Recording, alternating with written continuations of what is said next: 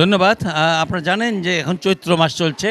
আর চৈত্র মাসের এই প্রতিকূল আবহাওয়ার কারণে বগুড়াতে আমরা যা দেখতে পাচ্ছি সেটা হলো যে শিশুদের কিন্তু জ্বর, সর্দি, কাশি এবং ডায়রিয়ার মতন রোগ হচ্ছে।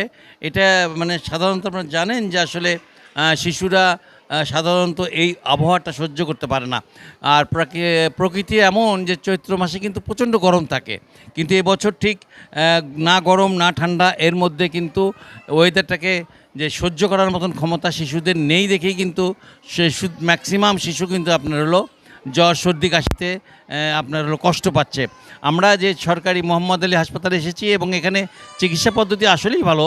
এখানে যারা চিকিৎসা দেন, বিশেষ করে ডাক্তার এবং নার্স, এদের মধ্যে কিন্তু অতটা আমরা খারাপ কিছু দেখি না। এবং দেখি যে মানুষের আস্থার একটা জায়গা হয়ে দাঁড়িয়েছে বগুড়া সরকারি মোহাম্মদ আলী হাসপাতাল। অন্য হাসপাতাল বলতে আমি অন্য কারো নাম নিচ্ছি না, তবে সেখানকার চাইতে এখানে অনেক সুবিধা আছে।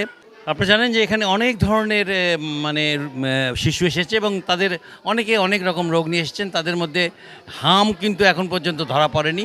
সবারই মোটামুটি জ্বর, সর্দি, কাশি এই অবস্থা। এর মধ্যে আমরা একজনের সাথে একটু কথা বলতে চাই। উনি আমাদের জানাবেন যে তার শিশুর কি হয়েছে এবং সেটা একটু জানাবেন। আমার শিশুর আজ কয়েকদিন যাবৎ ১৮ দিনের মতো হচ্ছে নিউমোনিয়া। পরে আমি ওখান থেকে আমার বাসা থেকে পপুলারে নিয়ে যাই। ওখানে ডক্টর শারমিন আফরোজি শিল্পী বসে, ওখানে ওনাকে দেখায় এক্স-রে দিছে। পরে এক্স-রে রিপোর্টে আছে যে আমার বাচ্চার নিউমোনিয়া। পরে উনি এখানকার আসতে বলছে, এখানে এখানে আসে, এখন আমার বাচ্চা পুরোপুরি সুস্থ।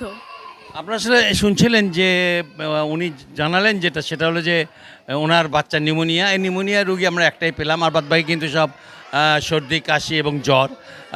মোটামুটিভাবে বগুড়া সরকারি মোহাম্মদ আলী হাসপাতাল থেকে এই ছিল আমার কাছে সর্বশেষ।